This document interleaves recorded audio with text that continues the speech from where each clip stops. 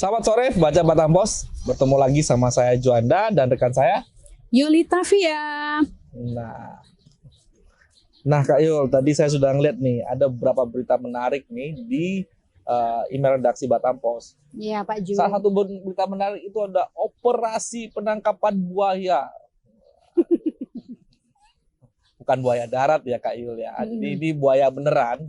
Jadi ada tim gabungan dari BKSDA dan beberapa aparat lainnya akan melakukan operasi penangkapan buaya di Sagulung dan Batu Aji. Katanya buaya ini sudah semakin meresahkan warga. Katanya sering berjemur di beberapa kali-kali dekat pemukiman warga. Karena itu juga bisa mengancam nyawa. Jadi harus memang segera ditangkap itu kayaknya. Ditangkap buaya-buaya itu, apalagi juga para buaya darat. Buaya darat perlu ditangkapin nggak Kak Yul? Tangkap! Lalu juga ada nih Kak Yul, Dinkes dan DLH akan ambil sampel tempat di lokasi warga yang terkena gatal-gatal akibat debu pabrik. Katanya sering gatal-gatal, katanya sudah bertahun-tahun kondisi itu dan masyarakat sering mengalami gatal-gatal begitu pabrik itu beroperasi dan debunya berdampak ke mereka. Ya ini juga story-nya Batam Pos sempat di-repost sama Bintang Emon ya soal pencemaran udara ini tadi. Jadi ini menurut saya juga membahayakan bagi masyarakat sekitar ya. Karena di-repost Bintang Emon jadinya semakin view-nya 4 juta. Iya, jadi semakin banyak, semakin ramai memang harus segera ditindaklanjuti Pak Ju. Lalu juga ada nih mesin peralatan listrik jadi penyumbang ekspor non migas terbesar di Batam. Bagus nih, baik aja Batam ini. Lalu tadi ada soal return to base, pesawat maskapai Lion Air sempat nyampe ke Hang Nadi Batam dari Pekanbaru. Berputar sampai akhirnya balik lagi ke Pekanbaru, katanya gangguan jarak pandang dan katanya hujannya terlalu lebat sehingga ya mereka kembali ke Pekanbaru, tapi tidak membutuhkan waktu lama, kurang lebih 1 jam mereka kembali lagi ke Batam dengan selamat. Alhamdulillah semua penumpangnya selamat ya Pak Ju ya, karena dia cuaca di Batam juga lagi hujan deras, jadi cukup tidak aman waktu itu mendarat bagi pesawat ya dari Pekanbaru ke Batam. Lalu juga ada nih 9 meninggal, 27 luka berat, 45 luka ringan dari 54 kasus laka lantas selama operasi ketupat. Jadi selama banyak Ramadan juga ya. Banyak juga yang ada, memang banyak kita dengar ya berapa kali. Iya benar sih. Ada laka tunggal, ada yang tangannya kegiling, ada yang lagi nyari takjil ditabrak gitu. Wah, ini benar-benar banyak. Jadi warga Batam wajib hati-hati nih, khususnya warga Batam wajib hati-hati terhadap kecelakaan. Berhati-hatilah bawa kendaraan Anda, nggak apa-apa pelan-pelan Pak, asal selamat di jalan. Lalu juga ada tercium bau menyengat, ternyata ada mayat. Nah ini Tanjung Pinang, Tanjung Pinang nih Kak Yul. Jadi ada awalnya tetangga tidak ngeh ya, ada hal yang buruk di rumah tetangganya, tapi begitu kecium bau yang nggak enak dilaporkan ternyata tetangganya meninggal dunia. Kasian nih, mudah-mudahan segera dievakuasi dan cepat dikebumikan. Nah Kak Yul, apa berita Kak Yul nih? Oh iya, dari pemerintahan juga beritanya juga ringan-ringan aja sih Pak Ju di usai libur lebaran ini. Ringan-ringan atau berat-berat dikit? Usai libur lebaran yang jelas serbuan pencari kerja ke Batam itu ada peningkatan ya. Terutama di arus balik ini. Jadi arus balik ini sekaligus kesempatan nih bagi para pencari kerja juga ikut saudara, ikut keluarga untuk ke Batam gitu ya Pak. Benar-benar. Karena memang beberapa waktu lalu, beberapa tahun dan sampai sekarang pergi pulang sendiri, baliknya 5, 4, 3 gitu. Bawa saudara, kayaknya saudara saya sukses ke Batam.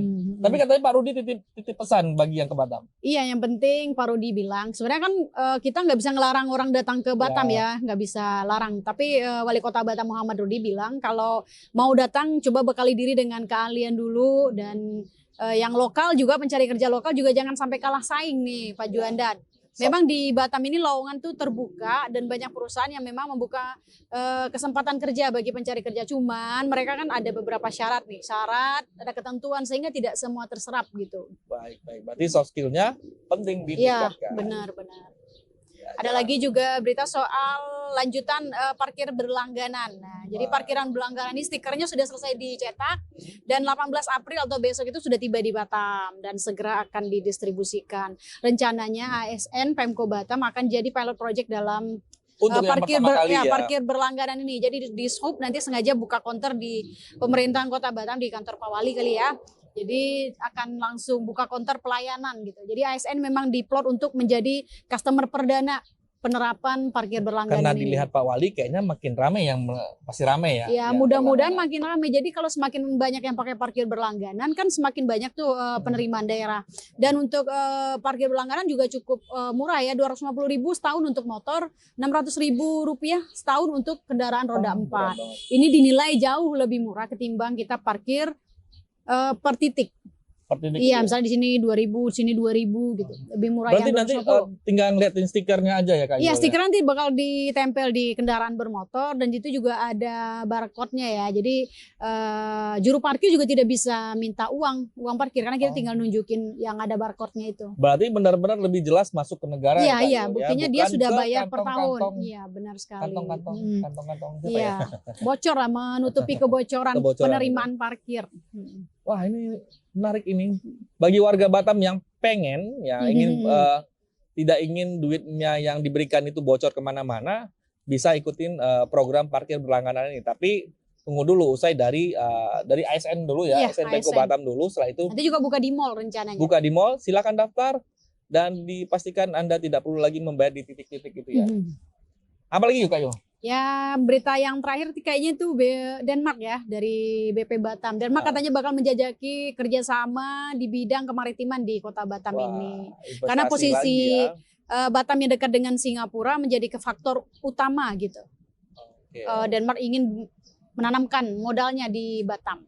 Investasi masuk, berarti perekonomian bergerak terus dan tentunya penambahan tenaga kerja, dan penambahan tenaga kerja berimpact lagi ke orang-orang yang akan datang. Iya, benar-benar. Mereka pasti ya terserap, tapi balik lagi soft skill jangan lupa. Soft skill itu penting. Harus ditingkatkan ya. Harus ditingkatkan, jangan, dan biar yang punya lokal skill juga jangan kalah-kalah ya. Itu aja Kak Yu. Iya. Nah, membaca Batam Post itu aja tuh yang hot newsnya, berita-berita di Batam Post. Tadi ada operasi tangkap buaya, bukan buaya darat tapi buaya beneran. Lalu juga parkir berlangganan. Nah, bagi yang pengen parkir berlangganan bisa sebentar lagi, jadi bisa menutupi kebocoran-kebocoran itu. Lalu juga ada Denmark yang mau berinvestasi dan soal persaingan kerja. Nah, berita-berita itu sudah bisa dapat dibaca di laman batampost.co.id dan juga bisa dilihat videonya di medsosnya Batam Post. Instagram, TikTok, Twitter, Facebook, dan YouTube Batam Post. Nah, membaca Batam Post itu aja bincang-bincang hot news sore ini. Saya Rizka Juanda pamit undur diri. Saya Yuli juga undur diri. Salam redaksi.